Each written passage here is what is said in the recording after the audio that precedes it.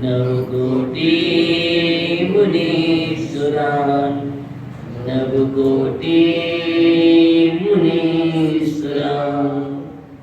अनंतनंद सिद्ध परमेष्ठी भगवान की देवादिदेव 1008 मूल लाइन भगवान वास पूज्य स्वामी की देवादिदेव 1008 परम इष्ट शांतिनाथ भगवान की शासन नायक भगवान महावीर स्वामी की परम पूज्य आचार्य भगवान कुंद कुंद स्वामी की परम पूज्य आचार्य भगवान गणाचार्य गुरुदेव विराग सगरी महामराज की परम पूज्य आचार्य भगवान विशुद्ध सागर जी मुनिराज की दायदीप में विराजमान दैनिक 9 कोटि मुनिराजों की द्वादशांग जिनवाणी माता की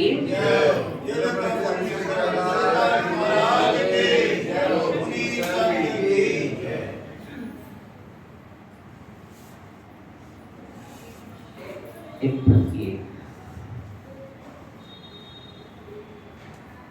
संसार से गुजर रहा था, चला जा रहा था, अंधकार था।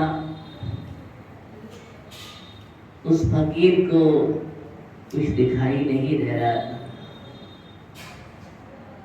अचानक वह फकीर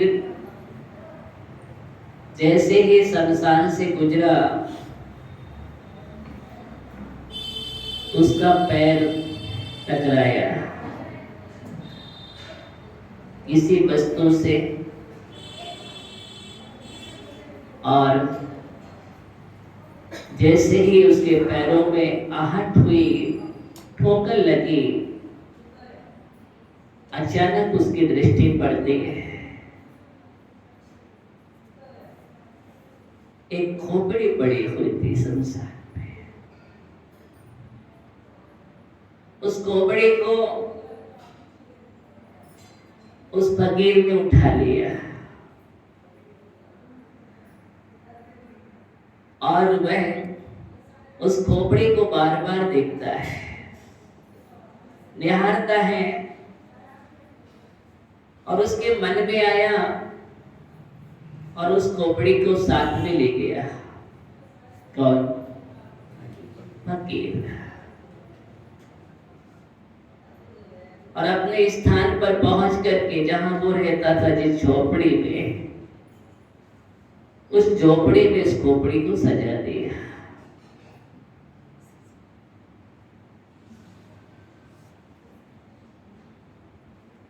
बार बार देखता,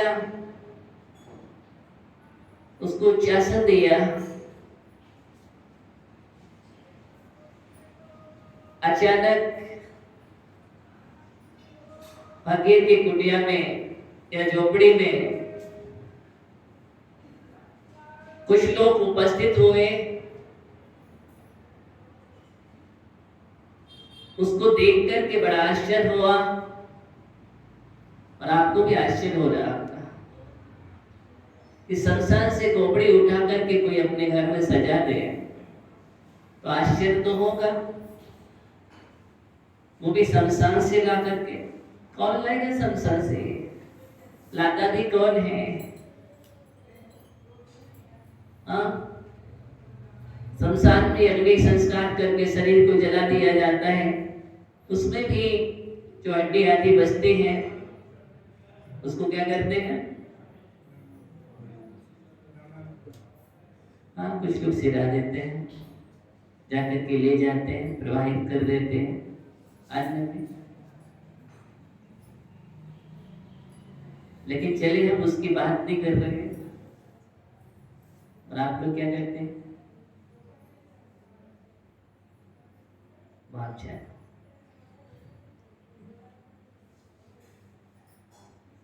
खोपड़ी को वहां पर रखा और बार बार देख रहा है। लोगों को प्रश्न खड़ा हो गया, सुनील भैया आखिर खोपड़ी को आप बार बार क्यों देख रहे हैं? और आप संसार से लेकर के आए। फकीर ने कहा चुप शांत रहो, ये खोपड़ी मालूम किसकी है? एक खोपड़ी कोई सामान्य व्यक्ति की नहीं है। यहाँ के सम्राट की है। किसकी है? ये सम्राट की है। और जिस शमशान से निकल रहा था वो शमशान सामान्य नहीं था, वो सम्राटों का था। जब पर राजा सम्राट आदि जिनके संस्कार किए जाते हैं और मैं निकल रहा से मुझसे भूल हो गई, मैं टकरा गया पैर उससे। बड़ा आश्चर्य हुआ, क्या करे पति। उसने कहा मैं आपको ये बतलाना चाहता हूँ कि देखो ये खोपड़ी कभी राज सिंहासन पर राज करते थे। क्या करते थे? ये राज सिंहासन पर राज करती थी और अगर उस समय पैरों की ठोकर लगती तो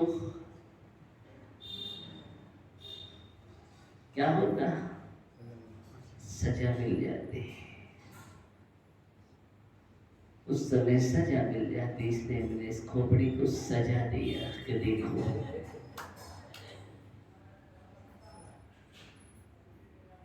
उसने कहा फकीर ने, हम लोग कहते हैं कि सम्राट है, ये धनपति है, ये कुबेर है,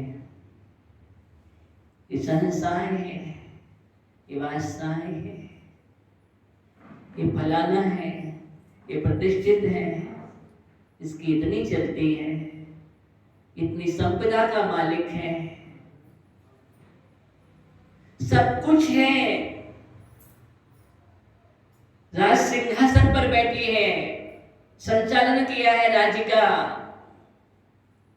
लेकिन अंत में मनुष्य की खोपड़ी कहाँ होती है? संसार में होती है। जिस खोपड़ी में इतना गुरूर रहता है, इतना अहंकार रहता है, इतना घमंड रहता है, इतना गर्व रहता है कि पुण्य के उदय में इतना भूल जाता है कि अपने आप को भूल जाता है, लोगों का अपमान करता है, तिरस्कार करता है, कभी झुकना नहीं जानता अहंकार में। आज वो खोपड़ी शमशान में पड़ी है। कहाँ पड़ी? आज वो शमशान में पड़ी है। और उस खोपड़ी की कीमत क्या है? बोलो। चाहे वो सामान्य व्यक्ति की खोपड़ी हो और चाहे सम्राट की खोपड़ी हो, चाहे धनपति कुबेर की हो और चाहे नेता की हो, अभिनेता की हो और चाहे प्रतिष्ठित की हो या प्रतिष्ठित की हो, सबकी खोपड़ी शमशान में मिलते हैं। कीमत कितनी है? इतनी कीमत है कि शमशान में पैरों से ठोकर खाते हैं। जो कभी झुकती नहीं थी, आज वो पैरों की ठोकरें खा रही है। कहाँ गया सम्राट? कहाँ गया वो राजा? कहाँ गया धनंत? मैं ये बतलाना चाहता हूं आपको कि समझो, जीवन जब तक है, जीवन के रहते रहते जाग जाओ। प्रकाश चंद जी पुरुषार्थ है, यानी पुरुषार्थ है तुम्हारे हाथ में। अंततः ऐसा ना हो कि जैसे सम्राट की खोपड़ी वहां पड़ी टकरा रही है, ऐसे अनेक लोगों की खोपड़ी शमशान में पड़ी रहती है, उसकी कोई कीमत नहीं होती है। अरे खोपड़ी की इसकी कीमत तभी तक है जब तक तुम्हारे अंदर आत्मा है। क्या है? जब तक आत्मा के प्रदेश है, जब तक तुम जीवंत हो, तुम्हारा जीवन है। इसलिए इस मस्तिष्क का सही सही उपयोग करो। क्या करो? इस मस्तिष्क का उपयोग करो, दुरुपयोग मत करो। इसमें अच्छी सोच रखो, अच्छे विचार करो, पॉजिटिव थिंकिंग होना चाहिए, सकारात्मक सोच, ऊर्जावंत हो जाओ विश्व कल्याण की भावना से। जब भी करो मस्तिष्क से तो कुछ अच्छा रचनात्मक कार्य करो, विध्वंसक मत करो। ये खोपड़ी तुम्हें अच्छी संरचना के लिए मिली है, ये खोपड़ी अच्छे विचारों को रखने के लिए मिली है, ये मस्तिष्क है। इसलिए जब भी तुम बैठते हो शुभ शुभ विचार हो। क्या विचार हो? शुभ विचार हो। गुरूर मत करो, ये गुरूर काम में नहीं आता है, ये अहंकार काम में नहीं आता है। अहंकार सोचता है कि ऊंचाइयां पाता है, लेकिन अहंकार की गति निम्न होती है। अहंकार कभी भी ऊंचे नहीं उठता, अहंकार नीचे जाता है। आप देख लो, जिन जिन ने भी अहंकार किया है, जिन जिन ने भी घमंड किया है, जिनने जीवन को सही नहीं समझा है, पुण्य के फलों का दुरुपयोग किया है, उनकी दशा क्या हुई? जाकर के यहां से नीचे जाओ, 7 राज्यों में नरक है, 6 राज्यों में एक में निगोद है। ये चित्रा पृथ्वी पर आप बैठे हैं, और चित्रा पृथ्वी से थोड़ा नीचे जाकर के 1 योजन अंदर घुसो, और फिर वहां पर देखो कि क्या स्थिति हो रही है। कभी कभी आप लोग को नरक की सैर करना चाहिए। सबकी यात्रा करते हो, आप यात्राएं निकालते हो, एक यात्रा और निकाला करो। कौन सी?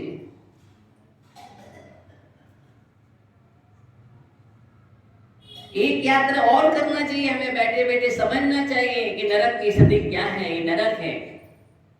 हम जिसका घमंड कर रहे हैं, गुरूर कर रहे हैं, आज हम फूले नहीं समाते हैं, लोगों का अपमान कर देते, तिरस्कार कर देते हैं। जो है हम हैं, हमारे सामने कोई नहीं है, इस बात का मुझे घमंड आ रहा है, गुरूर आ रहा है, गर्व आ रहा है, हमारे अंदर इस कसाई गंदगी आ रही है। तो समझ लेना, उसके चक्कर में हम सब भूल जाते हैं, अपने से भी दूर हो जाते हैं, और अपनों से भी दूर हो जाते हैं।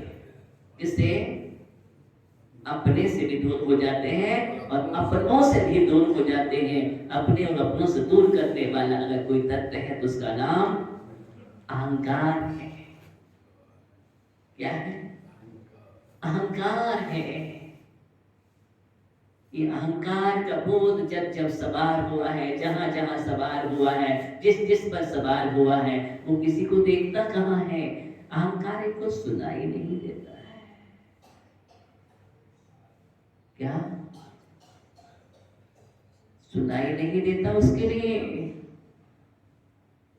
सिर्फ सुनाता है, सुनता नहीं है। जो सिर्फ सुनाता है, सुनता नहीं है, उसी का नाम। तुम कुछ कहोगे, चुप रहो, मुझे सलाह देते हो, तुम बहुत बड़े ज्ञानी हो, तुम बहुत बड़े समझदार हो गए, वो भी मुझे। तुम्हारी औकात ही क्या है? कौन बोलता है ये भाषा? ये अहंकार की भाषा है।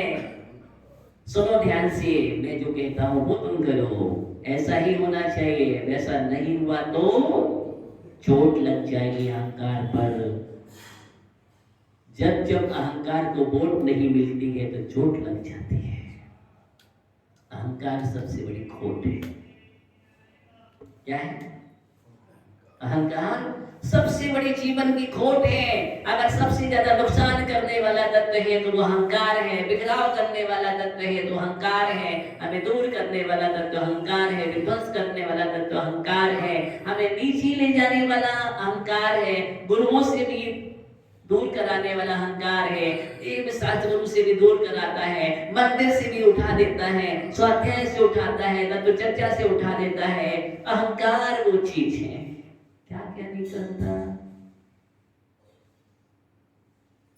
अहंकार जहाँ है उसको पता ही नहीं है कि मैं भी एक भगवान आत्मा हूँ, सामने वाला भी भगवान आत्मा है, उसके अंदर भी परमात्मा शक्ति है। अगर ये विवेक हो जाए तो अहंकार नहीं होगा। अगर ये दृष्टि याद है कि सबके अंदर परमात्मा शक्ति मौजूद है, एक परमात्मा किसी दूसरे परमात्मा का तिरस्कार नहीं करता है, अपमान नहीं करता है। अगर ये दृष्टि हमारे जीवन में आ जाए, जहां भी हम देखें तो हमें सबके अंदर परमात्मा दिखाई दे, परमात्मा शक्ति के रूप में, हम कभी उसका अपमान नहीं करेंगे, कभी तिरस्कार नहीं करेंगे, उसके प्रति कभी बुरे विचार नहीं करेंगे, बुरी सोच नहीं लाएंगे। क्यों? क्योंकि जैसे शक्ति रूप में परमात्मा हम हैं, वैसे शक्ति रूप में परमात्मा है। विकारी परिणाम नहीं आएंगे उसके प्रति कसाय नहीं, क्योंकि परमात्मा के प्रति कोई कसाय करता है क्या? क्या नहीं हो? नहीं करता है। इसका नाम है तत्व ज्ञान। उत्तम भैया, ये क्या है? ज्ञानी एक है तत्व ज्ञान। ठीक है? सुमंत भैया दोनों ये जीवन में कुछ भी नहीं है, इसने कोई विरोध नहीं करता। मिला है पुण्य से मिला है। किससे मिला है? और पुण्य के परमाणु हैं, और परमाणु पुद्गल है। क्या है? ये पुद्गल है।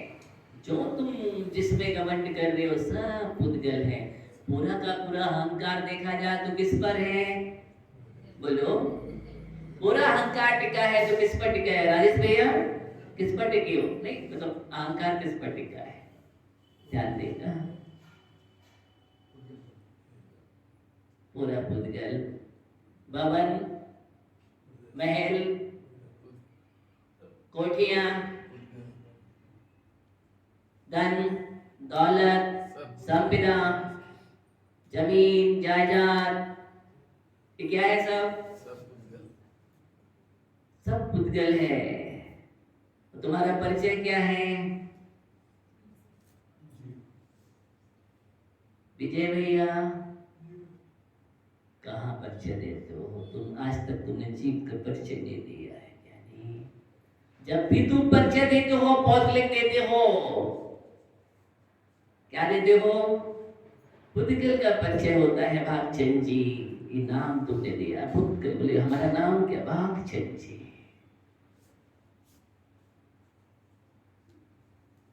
भागचंद जी, मैं कहाँ रहता हूँ? भागलपुर में रहता हूँ। कहाँ रहता हूँ? उस गली में रहता हूँ। वो मेरा भवन है ना, मेरा परिचय है। कहाँ से हुआ? बोलो ना। हम ऐसा ही परिचय देते हैं, ऐसा ही परिचय देते हैं। जय कुमार जी, काला जी जानते हो? काला एक टाइटल, एक परिचय, एक पाटनी परिचय, नाना एक परिचय, गंगवार, छाबड़ा, जात्या, सेठी, पांड्या, पहाड़िया, मुझे सब याद है। अब बतलाओ, इस सारा का सारा परिचय जो है, मैं सिर्फ इतना कहना चाहता हूं, कोई भी हो, जितना भी परिचय है, ये तुम्हारा परिचय है। किसका परिचय है? ये किससे परिचय दिया तुमने? ये सब नाम कर्म, नाम का नाम, पर्याय की पर्याय का, इसका पर्याय की पर्याय का। ओहो, पूरा का पूरा परिचय भौतिक परिचय है। आज तक हमने कभी भी अपना परिचय नहीं दिया कि मैं ज्ञान स्वरूपी हूँ, मैं दर्शन स्वरूपी हूँ, मेरा उपयोगमयी मेरा स्वरूप है, लक्षण है ज्ञान दर्शन, मेरा लक्षण है। किसी ने कहा आज तक? मैं भगवत स्वरूपी परमात्मा, शक्ति रूप में परमात्मा, आज तक कोई ने परिचय नहीं न लिया है, न दिया है, न मुझे भान है, बस गुमान है। ध्यान रखो मैं क्या कहने जा रहा हूं, एक तत्व की बात कर रहा हूं मैं, कि हमें किसको पहचानना है, किससे परिचय करना है। इन सब चीजों से मैंने बहुत बार परिचय किया है, ये सब कुछ पुराना सब फीका पड़ रहा है, अब इससे कुछ भी नहीं रखा है। एक जो परिचय तुम्हारा है सही परिचय में आने की कोशिश करो। जब तक तुम सही परिचय नहीं दोगे, सही अपनी पहचान नहीं करोगे, लोग पहचान बनाते हैं, क्या करते हैं, लोग पहचान बनाते हैं। सत्यनारायण जी कहाँ हो ना, कान में, अच्छा सुन रहे हो। लोग अपनी पहचान बनाते हैं ज्ञानी,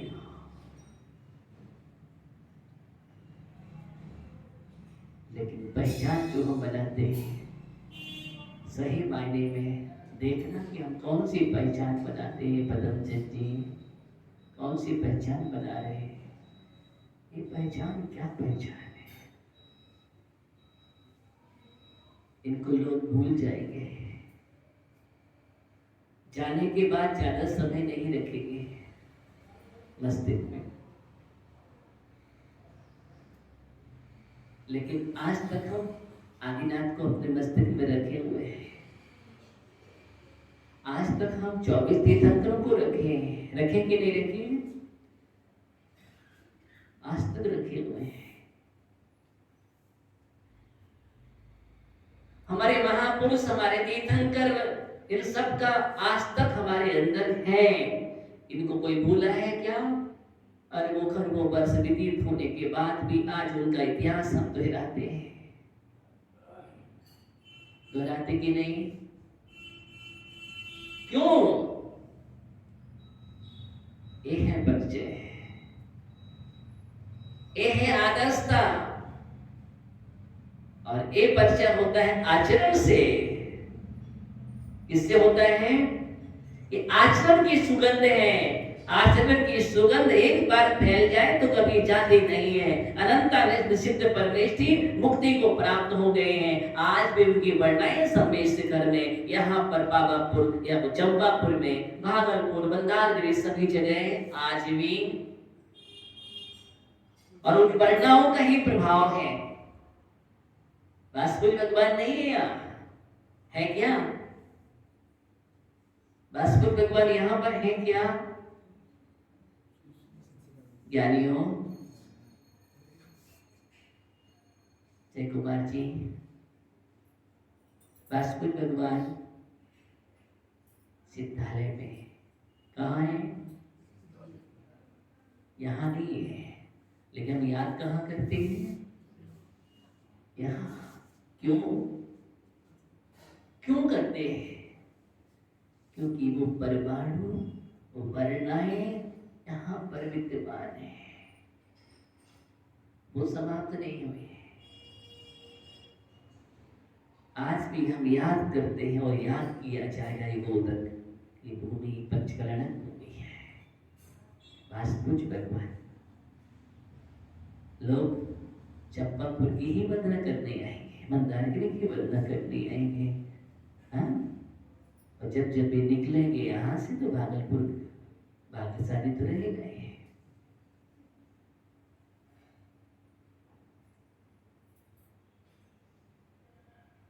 ध्यान रखना, किसके कारण हुआ? बस मुझे यही विचार करना है, मुझे यही चिंतन अपने जीवन में लाने की आवश्यकता है कि देखो ये सुगंध, ये महक रहेगी, युगों युगों तक रहती है। अपने जीवन में भी कुछ ऐसा कार्य करें, जीवन में ऐसा कुछ कार्य करें कि युगों युगों तक सुगंध महकती रहे। जीवन में या तो अच्छा आचरण करो या निर्गंध मुनि बन करके अपने जीवन में साधना करो, और जब तक निर्गंध नहीं बन पा रहे हो तो परमेष्टि की सुंदर आराधना करो। क्या करो? आराधना करो और जिनालय बनाओ, जिन बिंब स्थापित कराओ। एक जिन बिंब तुमने स्थापित करा दिया, किनारा बना दिया, बेदी बना दी, समझ लेना उसकी सुगंध कहाँ तक फैलेगी पता है? कहाँ तक फैलेगी सुगंध भैया? बोलो। आप चले जाओगे लेकिन वो सुगंध युगों युगों तक बनी रहती है। आज भी हम याद करते हैं सैकड़ों वर्ष पुराने, कभी 2000 वर्ष पहले ऐसा महानुभाव हुआ है जिसने जिनबिंब स्थापित किया था, जिसने जिनालय बनवाया था, जिसने वेदी बनवाई थी, जिसने ऐसा कार्य किया था। करते हैं याद कि नहीं करते बोलो? बाकी तुम करोड़ों अव्यय कर देना भौतिक संसाधनों में, उसका कोई इतिहास नहीं रहेगा। लेकिन अगर हमने धर्म कार्य में लगा दिया तो तुम्हारा इतिहास धवल रहेगा। क्या रहेगा? धवल इतिहास अगर मुझे बनाना है जीवन में तो ऐसे कार्य करो, ये पुण्य के परमाणु को बो दो। क्या करो? ऐसे स्थान पर बो दो, ऐसे स्थान पर बो दो कि जहां हम रहते हैं, जिस विद्यालय में जहां हम जन्मे हैं, जहां पर हमने कर्म भूमि बने हैं हमारी, ऐसे मंदिर को ऐसा ऐसा बना दो, ऐसा सुंदर मंदिर बना दो, फिर पीढ़ी दर पीढ़ी याद करें और इस मंदिर में आकर के उनकी आस्था जयवंत हो और वो आगे स्वाध्याय तत्व चर्चा पूजन, क्योंकि आगे भी देख करके मुझे चलना है। मैं बार बार कह रहा हूँ, भविष्य को देखो, सिर्फ संप्रति मत देखो कि मैं नहीं, आगे भी जितना सुंदरतम होगा आज का जो आगे इतिहास बने उसको भी हमें ध्यान में रख करके चलना है।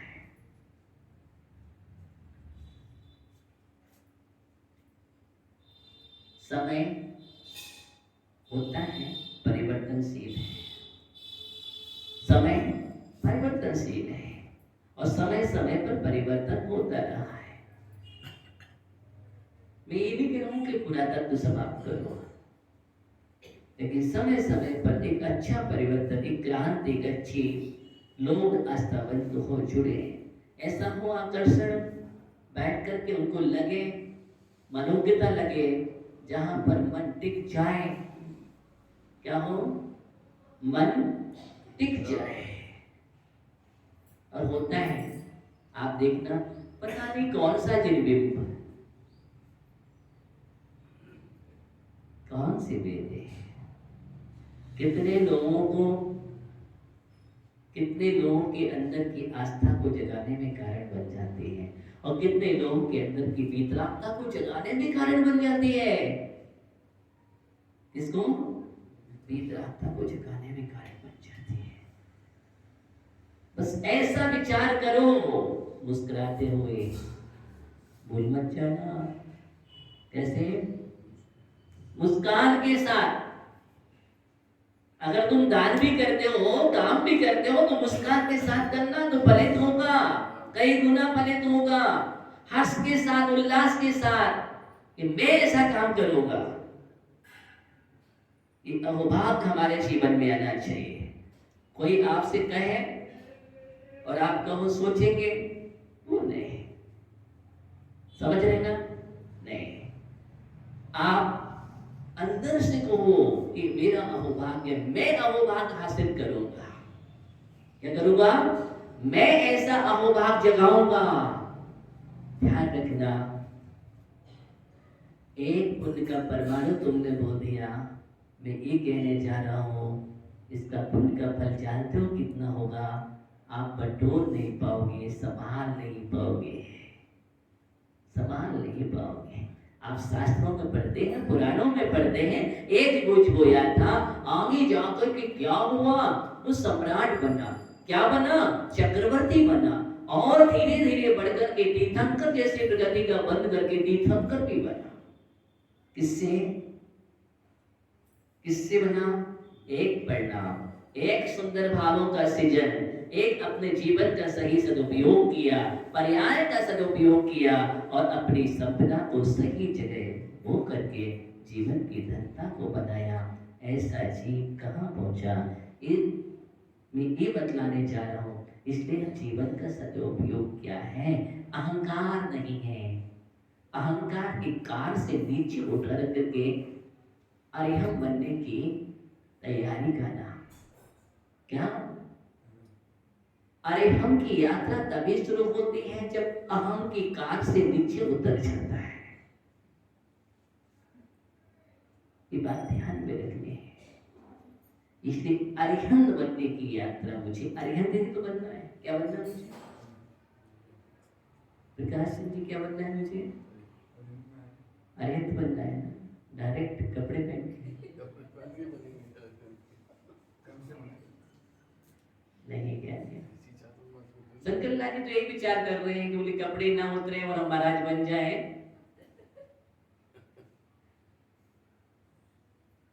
क्या नहीं हो, बिना कपड़े उतरे निर्गंत बने कोई अरिहंत नहीं बनता। बिना निर्गंत बने अरिहंत नहीं बनता। इसलिए सुनील भैया, मोक्ष मार्ग निर्गंत मोक्ष मार्ग है, साग्रंत मोक्ष मार्ग नहीं है। निर्गंत ही मोक्ष मार्ग है। बिना चारित धारण के निर्गंत बने आज तक किसी का कल्याण नहीं। आत्मा परमात्मा नहीं बन सकती है, सदुपयोग का वेदन नहीं हो सकता है, आत्मा की निर्विकल्प अनुभूति नहीं हो सकती है। इसलिए आवश्यकता पड़ती है। इसलिए हमारा मोक्ष मार्ग निर्गंत मोक्ष मार्ग है। सवस्त्रधारी नहीं निर्वाण प्राप्त करते, सवस्त्रों में निर्माण नहीं होता है और असैनी का निर्माण नहीं होता है। इसलिए हमें एकांत से दूर होता है। इससे एकांत से दूर होकर के अनेकांत में पहुंचना है ज्ञानी योग, अनेकांत में पहुंचना है। क्योंकि तत्व की विवेचना सही नहीं होने के कारण नए नए मत मतांतर खड़े हैं।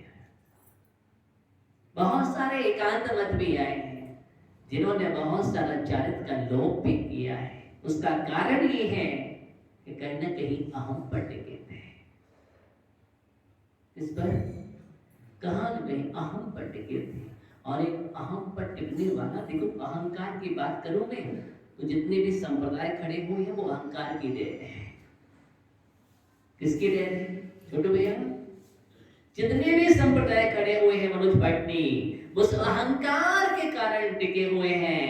जितने भी पंथ पंथांतर मत मतांतर संत संतांतर ग्रंथ ग्रंथांतर हो रहे हैं वो सब अहंकार की देन है। जितने भी विसंवाद, जितने भी झगड़े, तो सब अहंकार के। आज हम धर्म नहीं कर पा रहे हैं। कोई के मस्तिष्क में 13 पंथ घुसा है, किसी के मस्तिष्क में 20 पंथ घुसा है, किसी के मस्तिष्क में कोई संत घुसा है, गलत नहीं सिद्ध कर रहा हूं, और किसी के मस्तिष्क में कोई एक पर्सनल ग्रंथ घुसा है। समझ रहे हैं? बाकी किसी को किसी से लेना देना नहीं। ये तो धर्म नहीं है, ये धर्म नहीं है। इस मस्तिष्क में, इस खोपड़ी में 3 कम 9 कोटि। कितने?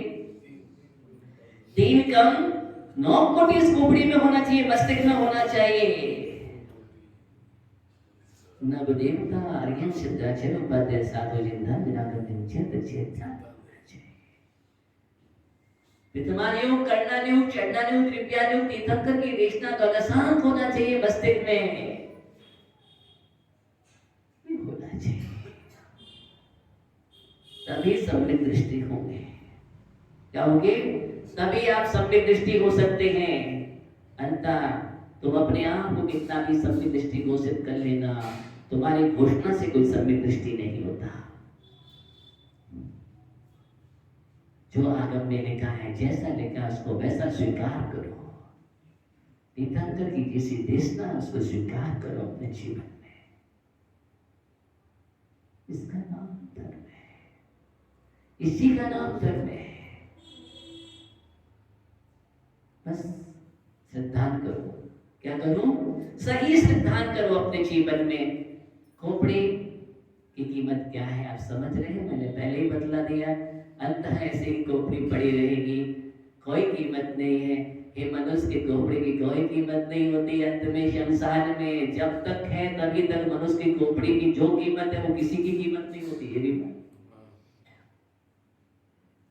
वो किसी की भी कीमत नहीं होती है। इस खोपड़ी में पूरा पूरा समाया है, लोक समाया है, विश्व समाया है, जितने भी आविष्कार किए इसने किए।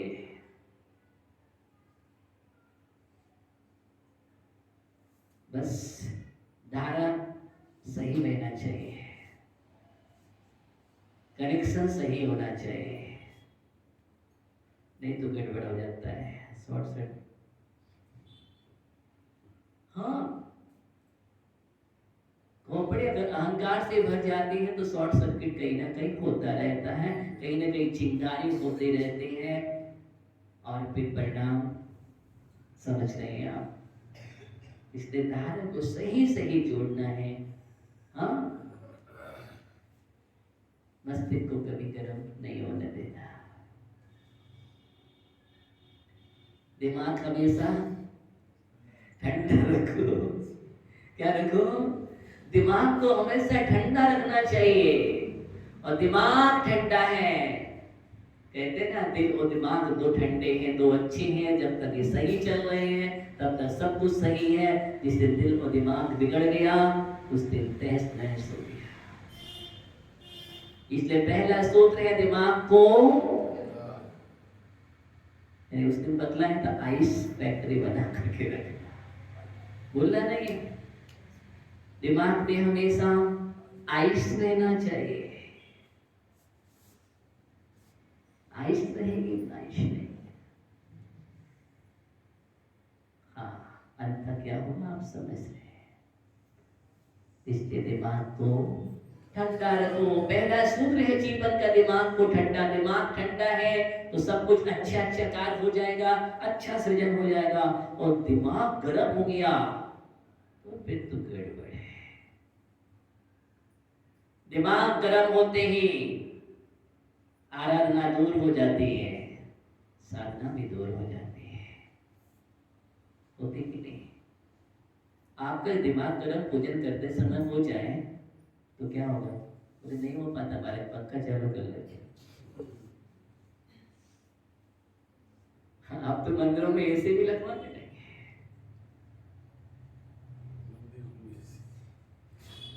हाँ, गलत है। लेकिन पहले आपको पंखा भी नहीं मिलेंगे, पंखा भी नहीं मिलेंगे। धीरे धीरे हम संसाधन की ओर बढ़ते चले जा रहे हैं। मंदिर में मुझे आराम चाहिए, क्या करें? मन नहीं लगता, गर्मी लगती है तो क्या करें? अब पूजन अच्छे से नहीं कर पाते, इसलिए व्यवस्था कर लो पहले अच्छी तरह से। पहले शरीर को सुविधा होना चाहिए। सुविधा होगी, हम मंदिर में भी होते चले जा रहे हैं। तो मैं एक बात कर रहा था, समय आपका हो गया कि दिमाग गर्म होता है तो क्या होता है कि पूजन करने में मन नहीं लगता है, नहीं लगता है, किसी भी चीज में मन नहीं लगता आपको। इसलिए आचार्य कहते हैं दिमाग को ठंडा रखो, हमेशा ठंडा रखो। दिमाग ठंडा रहेगा तो अहंकार नहीं आएगा। अहंकार गर्म करता है, गर्म करता है। इसलिए अहंकार एक आग है। क्या है? अहंकार भी आग है। लोग कहते हैं क्रोध आग है, मैं कहता हूं अहंकार आग है। क्योंकि आग क्रोध की पैदा कहां से हुई है? कहां से पैदा होती है? इसलिए जनक कौन है? जनक तो अहंकार है। इसलिए गर्म नहीं होना, एकदम संभाव रखो, समता भाव रखो, और गर्म नहीं होगे। खिला हुआ चेहरा कभी गर्म नहीं होता। मैं बार बार कह रहा हूं, जीवन में दिमाग को ठंडा रखो। ठंडा करने का उपाय मुस्कान क्या है?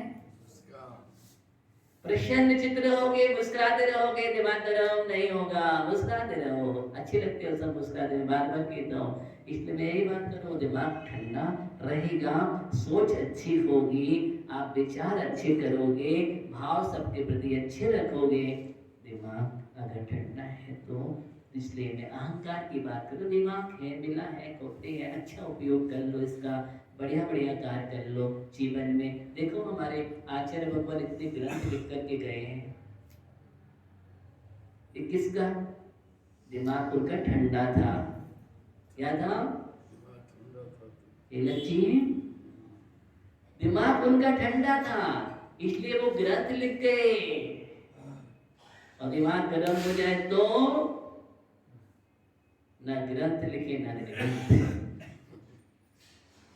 ना ग्रंथ लिखे ना निर्ग्रंथ, कुछ भी नहीं। ये सब ठंडे दिमाग की देन है। इतने ग्रंथ लिखे हैं, देखो ना, आप लोग खोल के नहीं देखते हो, हम आप लोग को देखते हैं, आप लोग देखते नहीं हो। मतलब हम इसलिए देखते हैं कि आप लोग स्वाध्याय कितना कर रहे हैं, देख रहे हैं कि नहीं देख रहे हैं। हम आपको नहीं देख रहे हैं, जिनवाणी को देख रहे हैं कि जिनवाणी आपके हाथ में आ रही कि नहीं आ रही। आपके हाथों में जिनवाणी हो, मस्तिष्क में जिनवाणी हो, और जब मस्तिष्क में जिनवाणी पहुंचेगी, अमृत पहुंचेगा, ओह, मस्तिष्क का अगर तरल पदार्थ सूख जाता है तो मस्तिष्क, समझ गए ना क्या होता है? इसलिए मस्तिष्क के अंदर जो मेरे धातु होते हैं, तरल पदार्थ होता है, एकदम तरल पदार्थ, वो सूखने ना पाए, वो सूख गया तो देगा हमसे। इसलिए मस्तिष्क में जिनवाणी रूपी अमृत को रखोगे ना, और अमृत पहुंच गया तो कभी सूखेगा ही नहीं। और अमृत पहुंचने से तरल भी रहेगा, सरल भी रहेगा, ठंडा भी रहेगा। बहुत सारे फायदे हैं।